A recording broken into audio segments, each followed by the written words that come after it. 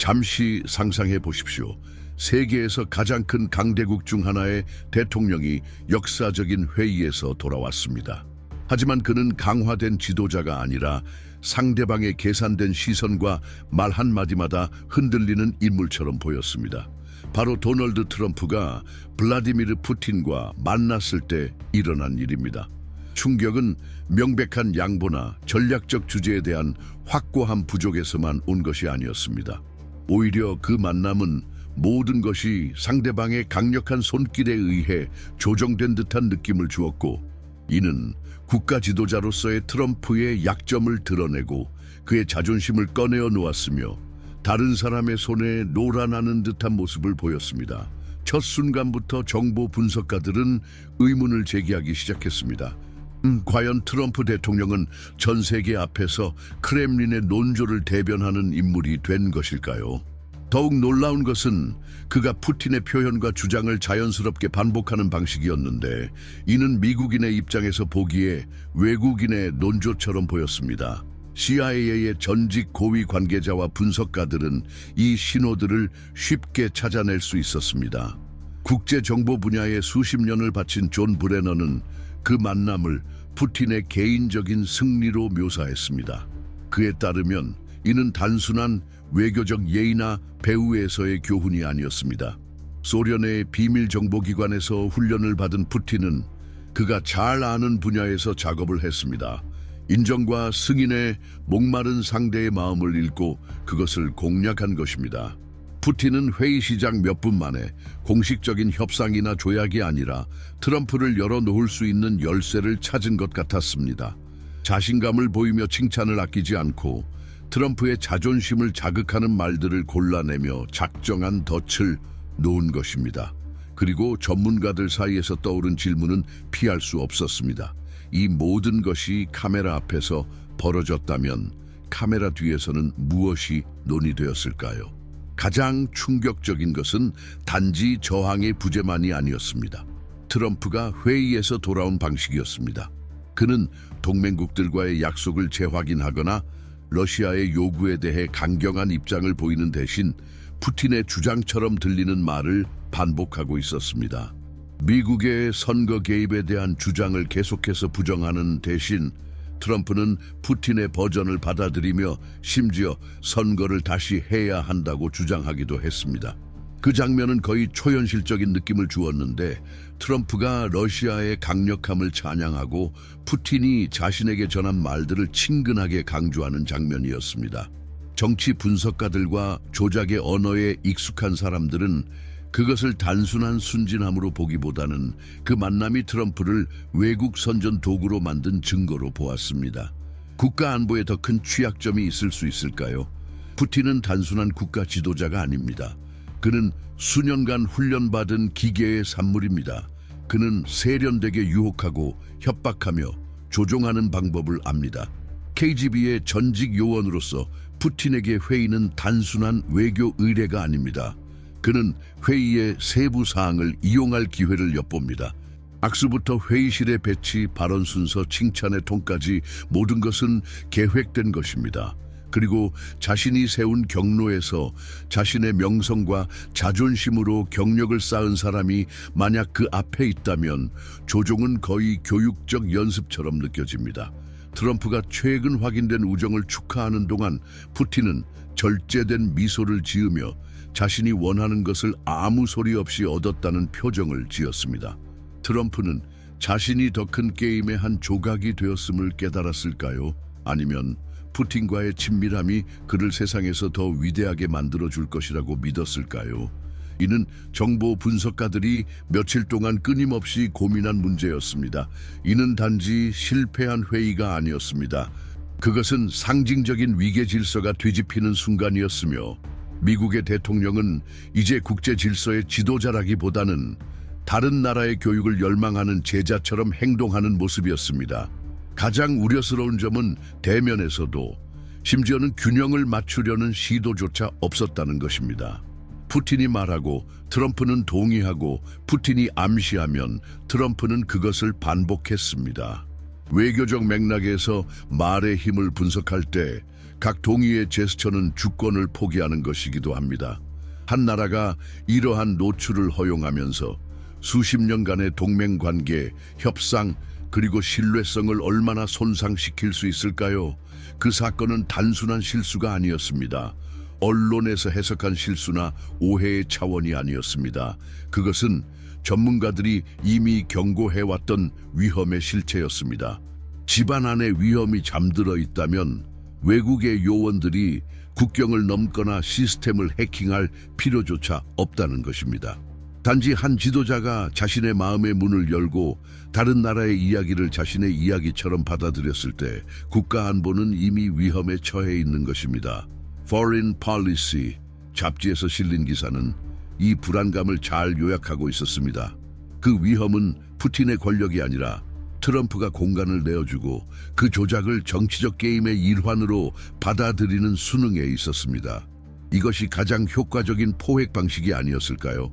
돈이나 협박이 아니라 우정의 겉모습 뒤에 숨겨진 칭찬을 통해서 말입니다. 아이러니하게도 트럼프는 자신이 대내적으로 판매하는 이미지와 외부 분석가들의 해석 사이의 차이를 전혀 인식하지 못한 것 같습니다. 그의 충성도 높은 지지자들에게 그는 대담한 협상가로 보였고 역사적인 적과도 가까워졌다는 점에서 존경을 받았습니다. 그러나 세부 사항을 지켜본 사람들에게는 그와는 정반대의 모습이었습니다. 그가 지도자로서 명령을 내리기보다는 다른 나라의 이익을 반영한 내용들을 반복하는 모습이었습니다. 내부와 외부의 인식 간에 이런 이중성은 논쟁을 더하게 만들었습니다. 트럼프는 단순히 순진한 것일까요? 아니면 의도적으로 연극의 일부로 자신을 내어놓은 것일까요? 그가 맡은 역할에 대해 어느 정도 의식을 가지고 있었을까요? 공공에서 좋은 회의였는지 아닌지를 두고 논의하는 동안 정보 커뮤니티는 더 중요한 질문을 던지고 있었습니다. 이 사건이 미국의 국제적 입장에 미친 즉각적인 영향은 무엇일까요? 결국 공적인 자리에서 한마디 한마디가 유럽의 수도들, 아시아의 사무실들, 전 세계의 전쟁 회의 테이블에서 반향을 일으킵니다. 트럼프가 러시아가 세계에서 가장 강한 나라라고 말했을 때 수십 년간 북미의 군사 보호 아래 있었던 동맹들은 어떻게 반응할까요?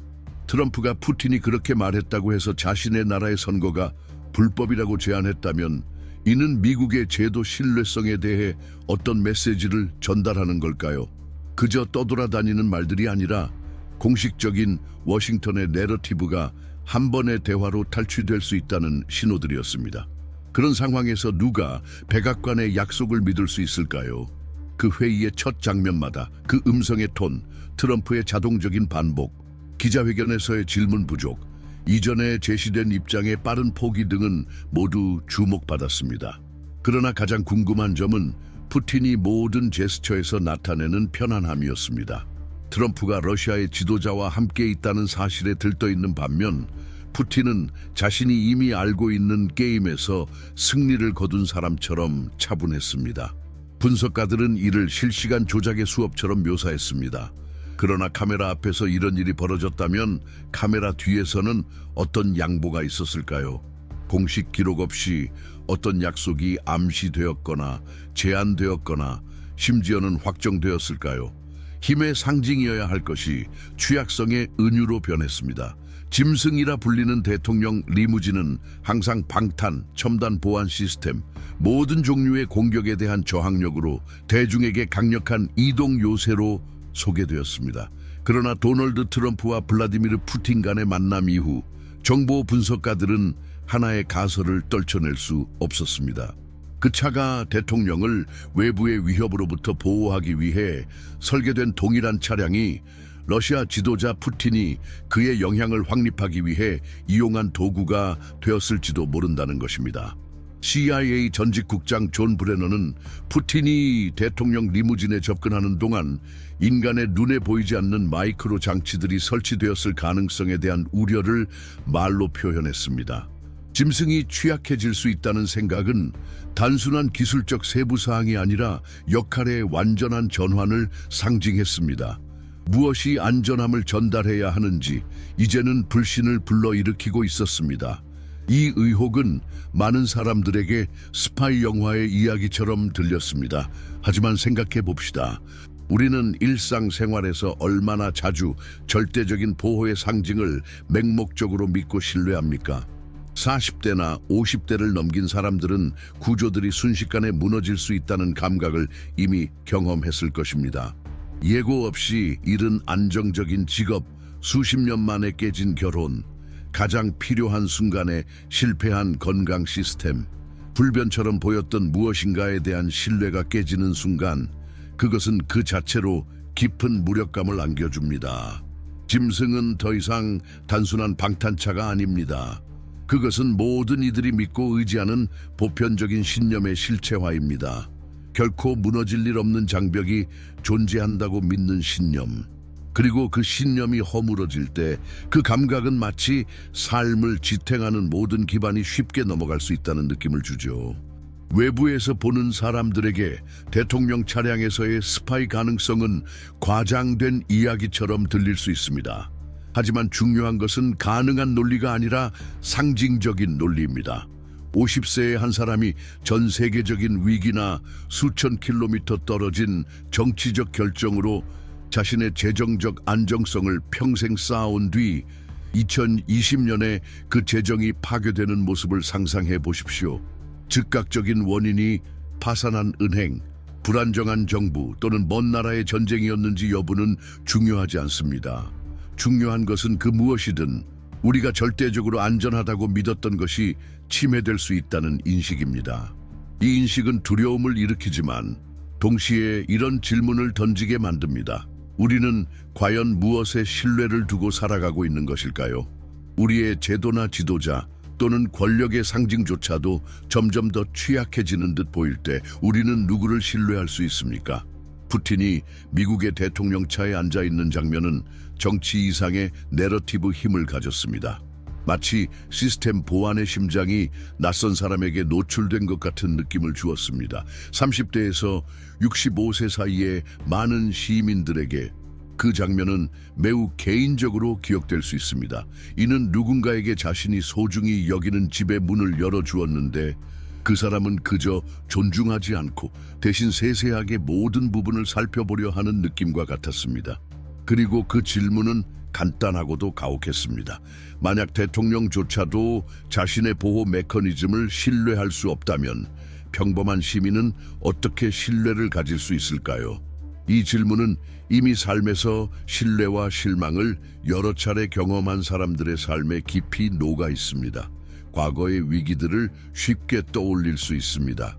세계 무역의 붕괴, 부동산 버블, 시장의 폭락, 국제동맹의 급격한 변화들. 각 사건은 아무것도 완전하게 안전한 것이 없다는 것을 보여주었습니다.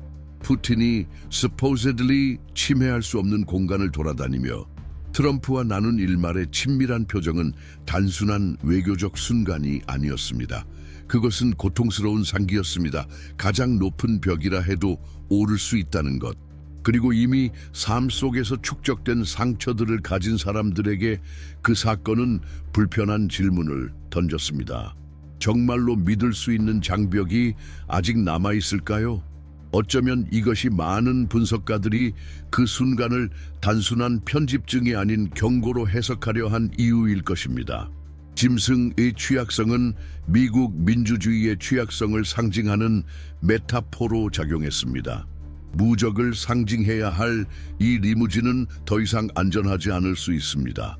마찬가지로 외국의 조작으로부터 시민들을 보호해야 하는 제도들도 푸틴이 트럼프의 심리적 빈틈을 이용하는 방식에 의해 취약해 보였고, 만약 최고 지도자가 자신의 보호막을 스스로 열었다면 일반 시민들에게 남은 것은 그저 더 이상 안전한 곳이 없다는 고통뿐이었을 것입니다. 오늘날 40대, 50대, 60대인 사람들에게 이런 메타포는 결코 낯설지 않습니다. 수십 년간 노력해 얻은 안정성이 이제 글로벌 시장의 변덕에 의존하고 있다는 사실을 깨닫는 감각입니다. 또는 다른 나라에서 이루어진 결정이 상업적 루트나 세금, 국제적 합의를 바꾸면서 도시의 급격한 변화를 일으킬 때의 느낌입니다. 예상치 못한 일이 나타나는 무게는 단지 헤드라인에만 그치지 않습니다. 그것은 청구서, 식탁에서 자녀들을 부양하는 방법이나 건강 치료비를 낼 수 있는지에 대한 불확실성으로 다가옵니다. 분석가들이 짐승이 침해되었을 가능성을 제기할 때 그들은 사실 이미 많은 사람들이 알고 있는 감정을 말하고 있었던 것입니다. 그것이 단지 외면적인 방어일 뿐이라는 사실을 깨닫는 것 말입니다. 이 시점에서 논의는 더 이상 기술적인 문제가 아니었습니다. 비밀 패널에 숨어있는 마이크로칩이 있든 없든, 그 차가 보안팀에 의해 점검되었든 그렇지 않았든 더 이상 중요한 건 그것이 아닙니다. 그 장면이 현재를 어떻게 보여주고 있는지가 중요했습니다. 푸틴은 자신이 무엇을 하고 있는지 알고 있었기 때문에 자신감이 있었습니다.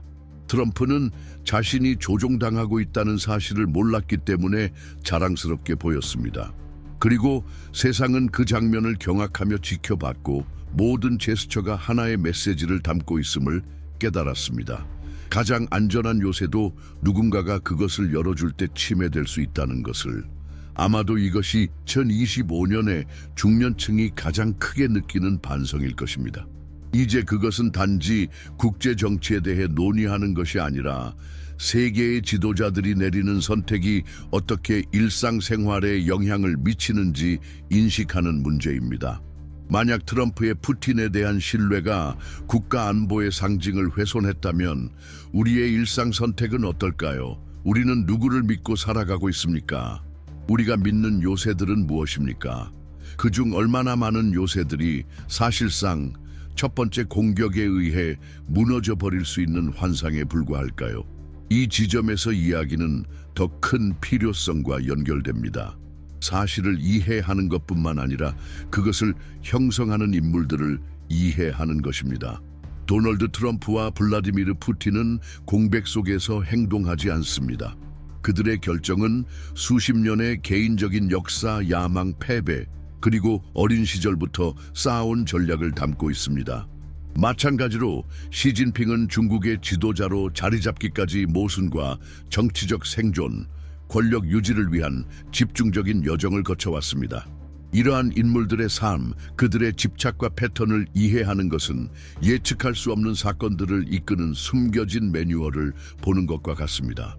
그래서 우리는 세계를 더 명확하게 이해할 수 있도록 도널드 트럼프와 시진핑 같은 지도자들의 생애를 다룬 특별한 전자책을 준비했습니다. 그 안에서 우리는 그들의 출발점부터 현재를 정의하는 딜레마까지 이해하기 쉬운 방식으로 설명합니다. 이 독점적인 자료는 고정된 댓글에서 확인할 수 있습니다. 기자 회견을 위한 무대에서 장면은 마치 짜여진 것 같았습니다. 블라디미르 푸틴은 침착하게 말하며 말을 한마디씩 던지면서 마치 정밀한 건축물에 돌을 놓는 듯한 방식으로 무게감을 전달했습니다. 그 옆에서 도널드 트럼프는 침묵을 지키거나 말을 할 때마다 자신만의 확신 없이 반복하는 듯한 문장만을 내뱉었습니다. 두 명의 지도자가 서로 다른 세계를 대표하는 사상 충돌이 있었던 자리는 아니었습니다.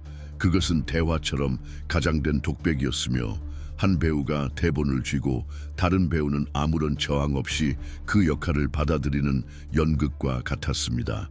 국제사회는 즉시 이를 알아차렸고 푸틴이 이번 기회를 통해 전쟁에 대한 자신의 내러티브를 확립할 것이라는 경고를 했던 분석가들의 실망은 더욱 커졌습니다.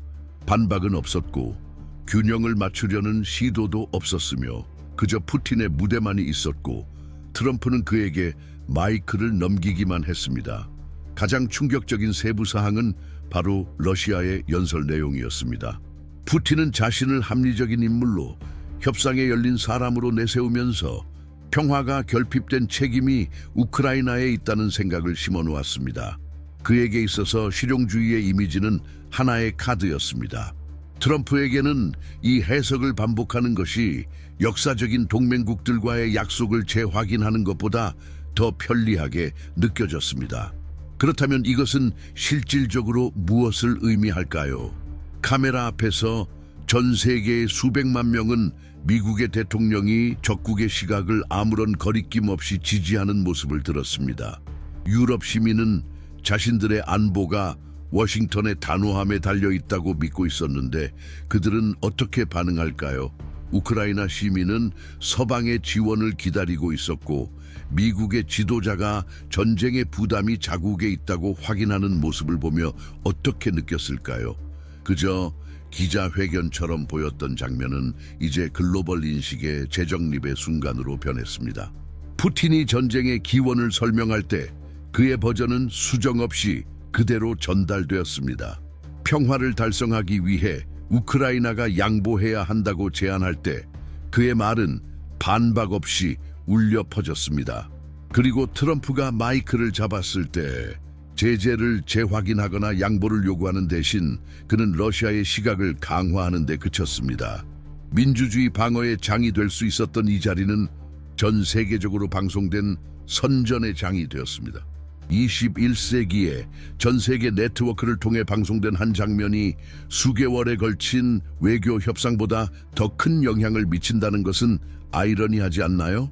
몇 분 만에 한 지도자가 전쟁에 대한 국제적 해석의 방향을 바꿀 수 있다는 사실이 불안하지 않나요? 많은 이들에게 이 순간은 각국의 내각 결정보다 더 깊은 영향을 미쳤습니다.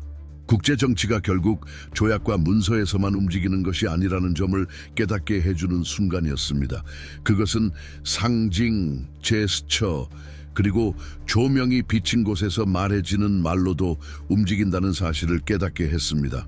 미국 대통령이 푸틴의 내러티브를 반박하지 않았을 때 세계는 그 메시지를 받았습니다. 힘의 균형이 바뀌었음을 알게 되었습니다. 과거에는 명확한 동맹과 적국의 경계가 이제는 흐릿해졌습니다. 그리고 이 흐릿한 안개 속에서 유럽의 파트너들에게 그들이 믿어왔던 지원이 계속될 것이라고 보장할 수 있는 사람은 누구일까요?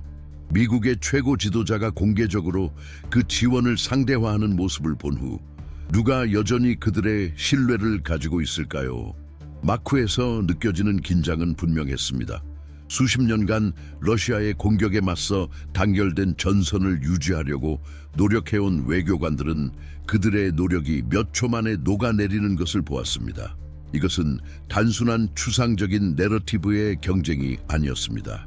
그것은 우크라이나의 저항과 유럽의 신뢰를 지탱하는 전략의 기반이었고 트럼프가 러시아의 비난에 침묵을 지켰을 때 그 반응의 부재는 어떤 열정적인 연설보다 더 강력한 메시지를 전달했습니다.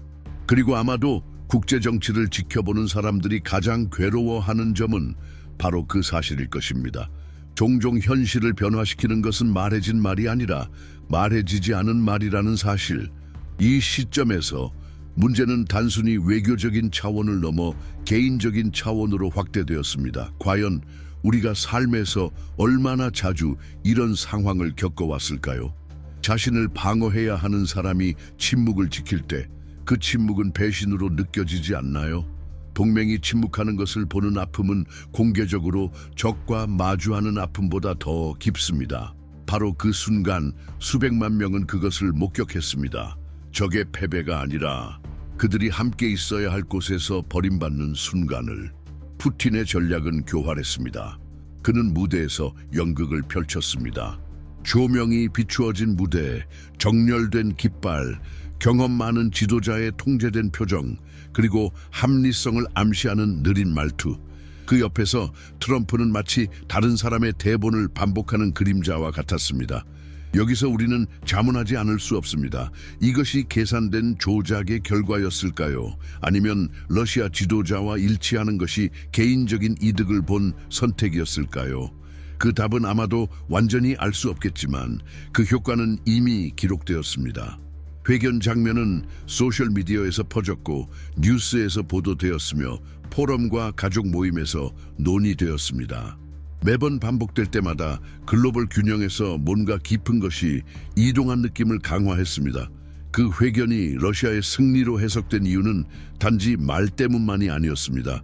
그것은 구체적인 조치의 부재 때문이었습니다. 새로운 제재가 없었고 양보를 요구하는 압박도 없었으며 심지어 모스크바에 대한 비용을 언급하는 것도 없었습니다. 그 대신 흐트러짐의 신호가 있었고 마치 단호함의 요구가 모호한 약속 속에 녹아들었던 것처럼 보였습니다. 푸틴에게는 각 약속의 부재가 승리였습니다.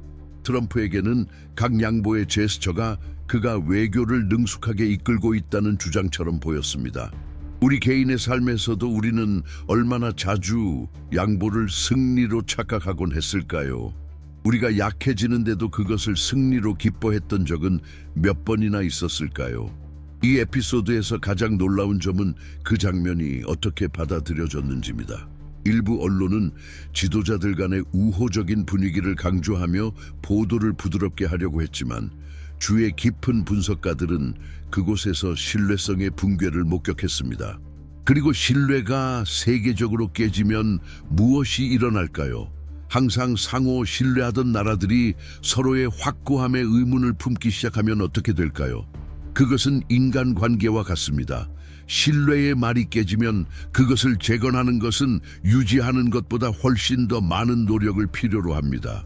그리고 국제적인 상황에서 그 비용은 인명, 잃어버린 영토, 무너진 동맹에서 측정될 수 있습니다. 그 회견이 끝난 후 남은 것은 이동된 느낌이었습니다. 세상은 동등한 협상으로 보지 않았습니다. 그것은 권력의 상징적인 이양처럼 보였습니다. 단호함을 나타내야 할 인물은 그대로 반향만을 반복하는 역할을 하게 되었고, 방어적인 위치에 있어야 할 인물은 예상보다 더 많은 것을 얻은 듯 웃고 있었습니다. 정치 분석가들은 그 순간을 분수령으로 묘사했습니다. 단순히 그것을 이해하고자 했던 사람들에게는 그 장면이 세계에서 많은 사람들이 두려워했던 것을 확인시켜주는 순간으로 남았습니다. 다른 지도자의 교활함 앞에서 한 리더의 약점이 드러나는 순간, 카메라가 꺼지고 조명이 사라지면서 도널드 트럼프와 블라디미르 푸틴 간의 외교적 공연이 끝난 후 남은 것은 불안한 여운이었습니다. 그 손워워, 겉보기에는 친근한 대화들, 제어된 웃음은 단지 화면에 비친 장면들일 뿐만이 아니었습니다. 그것들은 앞으로 펼쳐질 이야기들에 스며들었고 몇 주와 몇 달 후 전개될 내러티브에 영향을 미쳤습니다. 그러나 그 만남이 실제로 의미한 바는 무엇이었을까요? 조명과 신중하게 준비된 연설을 넘어서서 말입니다. 그곳에서 정말 몇 가지 약속이 이루어진 것일까요? 얼마나 많은 양보가 은밀하게 받아들여졌을까요? 그리고 그것을 하면서도 대통령 선거 캠페인 동안 전통적인 정치의 틀을 깨겠다고 내세운 한 남자가 그것을 받아들였을까요? 그리고 가장 큰 질문은 무엇이었을까요? 이러한 양보가 미국 국민과 동맹국 그리고 그들의 가치들에 미친 비용은 무엇이었을까요? 사실 이 회의는 부수적 효과 측면에서 역사적인 만남이었습니다. 공적 선언에서 말해진 것보다 더 중요한 것은 그 만남 내내 트럼프의 행동에 내포된 전달된 전략적 양보였습니다. 트럼프는 국제관계를 재구성하는 지도자가 아니라 이미 정해진 체스판에서 자신의 역할을 수락한 기물처럼 보였습니다. 어떻게 설명할 수 있을까요? 그가 자신의 국민과는 너무 동떨어진 관점을 채택한 사실을, 한때 외부 위협으로부터 국민을 보호한다고 주장했던 사람이 어떻게 적국의 이념을 전파하는 사람이 되었을까요? 이는 단순한 외교의 문제가 아닙니다. 이는 국가 정체성의 문제입니다. 그 회의에서 일어난 일은 외교 전략으로 위장된 말의 게임이었지만 본질적으로는 훨씬 더 섬세한 문제였습니다. 새로운 리더십 개념을 구축하는 일이었습니다. 미국이 억압과 독재에 맞서 견고하게 나섰다는 역사적 내러티브를 거부하면서 트럼프는 수십 년간의 외교 정책을 뒤엎는 동맹 재구축의 첫걸음을 내디뎠습니다. 그의 행보는 위험한 게임이었으며 자신의 나라의 리더십 내러티브를 크렘린의 선전으로 이끌려가는 거의 복종적인 태도로 바꾼 것입니다. 미국 내 정치 시스템에서 이를 받아들이는 이들이 있을까요? 아니면 그것을 승인하는 다른 사람이 있을까요? 푸틴의 말과 행동이 분명히 보여준 것은 조작의 힘이었습니다. 단순한 외교적 만남이 아니라 토론을 지배하는 방법을 배우는 시간이었습니다. 푸틴은 그 만남을 이용해 자신의 사실을 강화하고 전쟁에 대한 책임을 우크라이나에 전가하려 했습니다. 그는 트럼프가 이 관점을 확산시키는데 주저하지 않을 것임을 미리 알았습니다. 그리고 거의 냉소적으로 그는 그것을 마스터리하게 수행했습니다. 그 만남으로 유럽 동맹들과의 갈등이 주는 주의가 충분히 서구 사회의 의문을 품게 만들 것이라고 확신한 것입니다. 그러나 트럼프는 자신이 다른 나라의 이념을 전파하는 도구로 사용되고 있다는 사실을 인식했을까요? 그 기자회견은 단순한 발언의 실패가 아니었습니다. 그것은 도덕적인 실패였으며 푸틴의 게임을 수용하면서 트럼프는 자신이 명확한 전략적 비전 대신 다른 사람을 기쁘게 하려는 절박한 욕구에 의해 선택이 이루어졌음을 다시 한번 보여주었습니다. 자신을 다른 사람들이 실패했던 곳에서 협상하는 능력 있는 지도자로 보이려는 그 욕망은 결국 동맹국들과 적들로부터 존경을 잃게 만들었습니다. 트럼프가 푸틴의 편에 섰을 때 그는 자신의 국가의 뿌리에서 점점 멀어졌습니다. 그는 미국을 더 이상 세계의 분쟁에서 중재자로서 보지 않게 했습니다. 대신 그것은 분열된 국가가 되었습니다. 이제 미국의 최고 지도자가 자신이 인식하지 못한 채 그의 인정을 필요로 하는 상황에 있었다는 사실이 어떻게 전 세계 동맹들에게 전달될까요? 우리는 그 만남에서 트럼프가 푸틴의 주장에 아무런 저항을 하지 않았다는 사실에 대해 더욱 불안감을 느끼게 됩니다. 푸틴의 주요 논점에 대한 비판적 태도 대신 트럼프는 알람을 울릴 정도로 쉽게 러시아의 이론을 받아들였습니다. 그가 기억하지 못한 것은 푸틴의 노선을 채택하면서 그가 가장 가까운 동맹들의 신뢰를 위험에 빠뜨린 것이 아니라 그가 자신의 선거 운동 동안 강력히 방어하겠다고 약속한 민주주의 자체를 약화시키고 있다는 점입니다. 어떻게 자신을 늪을 제거하겠다는 사람이라 주장했던 인물이 이제 적대적인 강대국에 의해 왜곡되고 조종당한 자신의 이미지를 받아들였을까요? 그 회의 동안 트럼프는 자신이 했던 행동의 크기를 깨달았을까요? 그는 자신이 러시아의 논리를 받아들임으로써 단지 동맹들의 신뢰를 깎아내리는 것뿐만 아니라 미래의 세대들이 약화된 유산의 그림자 속에서 살아갈 위험을 초래한다는 사실을 깨달았을까요? 이러한 질문들은 무시될 수 없습니다. 왜냐하면 그것은 한 대통령의 행동 분석을 넘어서는 정치의 본질적인 측면을 드러내기 때문입니다. 정치의 핵심은 우리가 남기는 유산과 국가들 간의 구축한 신뢰에 관한 것입니다. 그리고 결국 우리가 기자회견에서 본 것은 단순히 협상의 실패가 아니라 미국의 이익을 보호하려 했던 전략의 실패였습니다. 블라디미르 푸틴에 대해 이야기할 때 가장 주목받는 한 가지는 그가 어떤 상황이라도 어떻게 인식을 변형시키는 능력입니다. 그는 대체 현실을 창조하는 데 능숙하며 여기서 중요한 진실은 반드시 검증할 수 있는 것이 아니라 그가 상대방을 설득할 수 있는 진실입니다. 이는 푸틴이 러시아 대통령에 취임하기 전 KGB 요원으로 활동하던 시절부터 시작된 긴 역사에서 잘 드러납니다. 이 경험은 그가 가진 도구들을 제공했으며 그 도구는 아마도 다른 어떤 세계 지도자도 가지지 못한 것일 수 있습니다. 타인의 감정과 인식을 조작하는 능력, 그가 항상 통제하는 환경을 창조하는 능력, 심지어는 양보하는 듯 보일 때조차 말입니다. 대조적으로 도널드 트럼프는 사업가이자 쇼맨으로 정치에 입문하면서 완전히 다른 이야기를 만들어갔습니다. 그의 매력은 시스템에 속하지 않는 외부인이라는 점, 즉 그는 시스템의 일부가 아니라 국민의 일원이라는 점에 있었습니다. 2016년 그의 연설은 정치인들이 자신들에게 실패했다고 느낀 수백만 명의 미국인들에게 울려 퍼졌습니다. 트럼프는 Drain the swamp, Drain the swamp, 늪을 제거하겠다고 약속하며 미국을 올바른 길로 되돌리겠다고 했습니다. 하지만 푸틴과 만난 후 많은 분석가들에게 그 답은 명확해졌습니다. 늪채운 트럼프를 제거한 듯 보였습니다. 이 만남은 두 지도자 사이의 만남만이 아니라 국제 정치의 판이 얼마나 미묘하게 움직였는지를 보여주었습니다. 푸틴에게 트럼프는 소중한 조각, 전략적 자산이었습니다. 그는 트럼프를 조작하여 러시아의 이익에 맞게 만들 수 있었습니다. 트럼프의 국제 외교 경험 부족은 크렘린에게 유리한 점이 되었고, 푸틴은 세계적으로 인정받고 싶어 하는 한 남자의 감정과 불안정을 이용하는 방법을 알고 있었습니다. 가장 놀라운 점은 그 조작이 얼마나 천천히 정교하게 이루어졌는지입니다. 마치 트럼프와 미국 대중이 그 진정한 결과의 범위를 인식하기 전에 서서히 그물망을 덮는 것처럼 말입니다.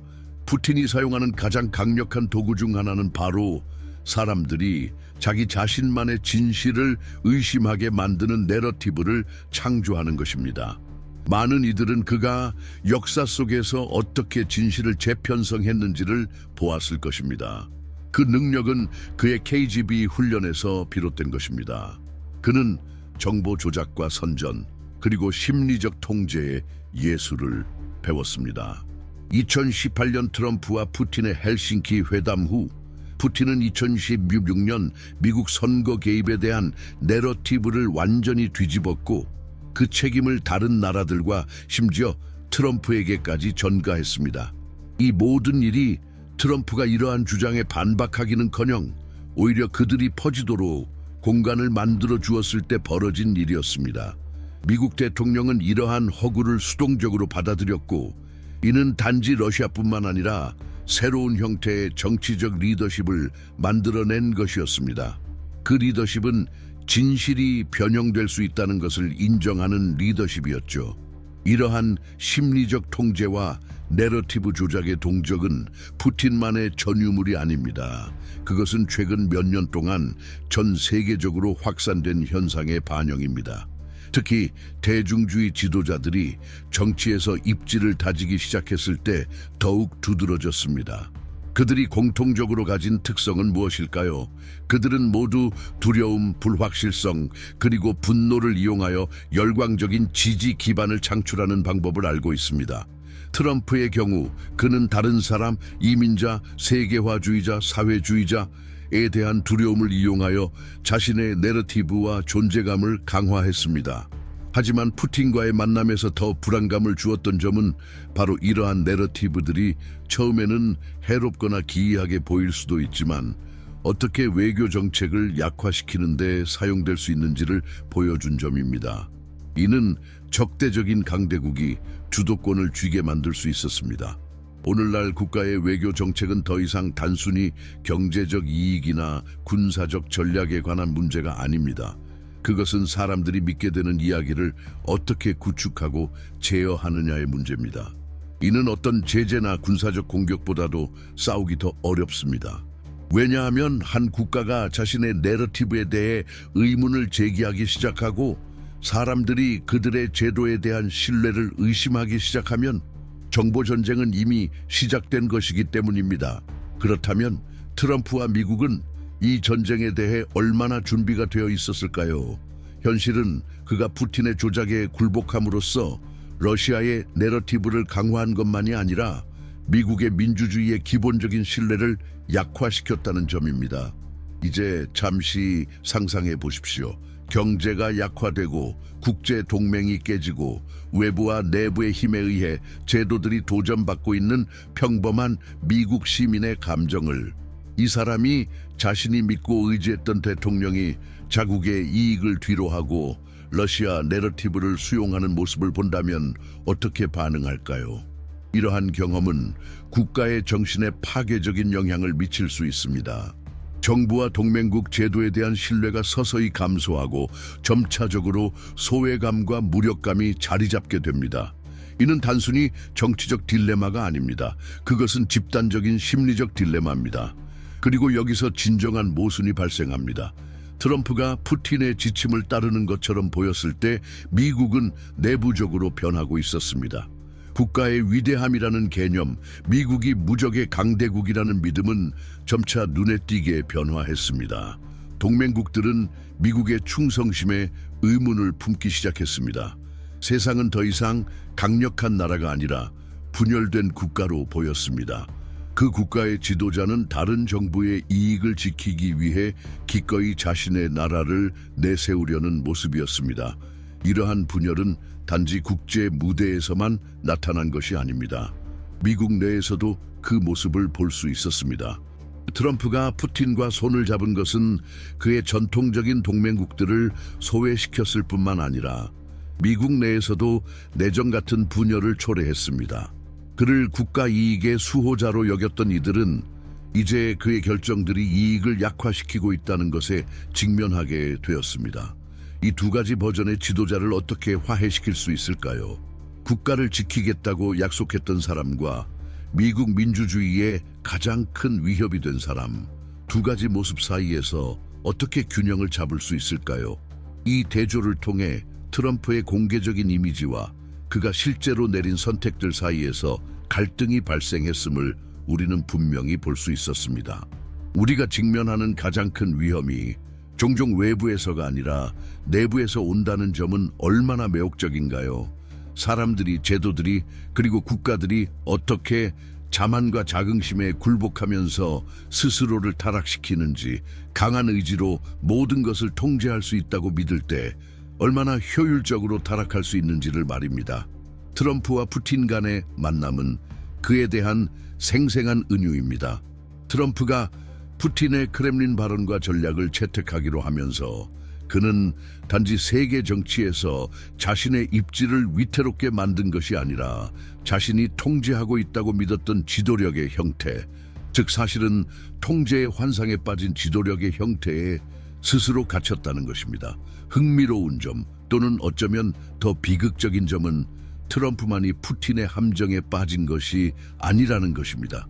트럼프의 정부 내외의 많은 동맹들도 러시아의 권력 내러티브에 매료되었습니다. 푸틴의 각 움직임에 대한 반응 아니면 그 반응의 부재는 매우 의미심장했습니다. 보이는 것은 단결된 국가가 아니라 내부적인 분열로 인해 푸틴에 대한 일관된 저항이 불가능한 국가였습니다. 그렇다면 이것이 글로벌 정치, 그리고 미국 내 정치에 대해 무엇을 말하고 있을까요?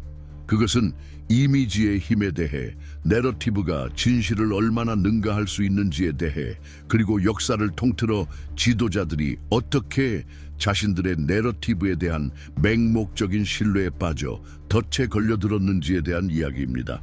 하지만 뒤돌아보았을 때 진짜 질문은 트럼프가 무엇을 했느냐가 아니라 그가 무엇을 대표했느냐일지도 모릅니다. 단지 한 나라의 대통령이 아니라 더 깊고 더 구조적이며 더 복잡한 무언가의 구체화였던 것입니다. 그 자리에서 일어난 일은 단순한 사상 충돌이 아니었습니다. 그것은 권력이 앞으로 어떻게 이해될 것인가에 대한 싸움이었습니다. 트럼프가 한 일은 국제 정치의 기초를, 즉 협정과 동맹에 기반한 외교를 약화시키고 그것을 개인적인 이익을 추구하는 외교로 대체한 것입니다. 그럼 그 질문은 무엇일까요? 지도자가 외교 정책을 자신의 자아의 반영으로 변형시킬 때 진짜로 누구가 손해를 보게 되는 것일까요? 트럼프와 푸틴 간의 게임은 명백한 권력의 전시였지만 대부분이 예상한 방식은 아니었습니다. 그것은 군사력이나 경제적 교환의 전투가 아니라 심리적 전투였습니다. 푸틴은 트럼프와 같은 사람을 무너뜨리기 위해 직접적인 충돌이 필요하지 않다는 것을 알았습니다. 그는 트럼프가 통제하고 있다고 믿게 만들면 충분했으며 실제로는 그가 자기 이야기가 아닌 내러티브에 끌려가고 있다는 것을 몰랐습니다. 이것은 우리에게 한 가지 중요한 질문을 던지게 만듭니다. 트럼프와 같은 지도자들이 진짜로 자신의 결정을 지배하고 있다고 생각하는가? 그들이 얼마나 자주 자신의 약점을 이해하고 그것을 이용하는 세력에 의해 조종당하고 있는가? 트럼프의 실패는 그의 협상 능력과 연설을 장악하는 능력이 그의 행동의 성공을 보장할 것이라고 믿었던 점에 있었습니다. 그는 자신이 함정에 빠지고 있다는 사실을 보지 못했습니다. 그것은 적들이 아니라 전략적으로 조작된 상황에서 그를 몰아넣은 것이었습니다. 그리고 이것은 더 깊은 성찰을 이끌어냅니다. 지도자의 자아가 얼마나 커질 수 있을까요? 빠르게 변하는 글로벌 커뮤니케이션 시대에서 한 리더의 이미지는 단 한 문장으로 형성될 수 있습니다. 그렇다면 자만의 진짜 대가는 무엇일까요? 트럼프는 푸틴이 주도권을 잡도록 허용하면서 훨씬 더 교활한 일을 했습니다. 그는 리더십 자체의 개념을 평범하게 만들었습니다. 그는 자신도 모르게 진정한 리더십이란 거창한 연설이나 허울 좋은 권력의 주장에 기반하지 않음을 보여주었습니다. 진정한 리더십은 언제 물러설 줄 알고 언제 협상할 줄 아는 능력에 있습니다. 진정한 힘은 동맹을 구축하고 공동의 내러티브를 창조하는 능력에서 나오며 자기 확신의 거품 속에 갇히지 않는 것입니다. 그는 이 권력 게임에 깊이 빠져들었고 그 과정에서 세상은 지켜봤습니다. 어쩌면 이 모든 것에서 가장 큰 교훈은 지도자가 적의 힘이 아니라 자기 자아의 힘에 의해 모든 것을 잃을 수 있다는 사실을 깨닫는 것일 것입니다.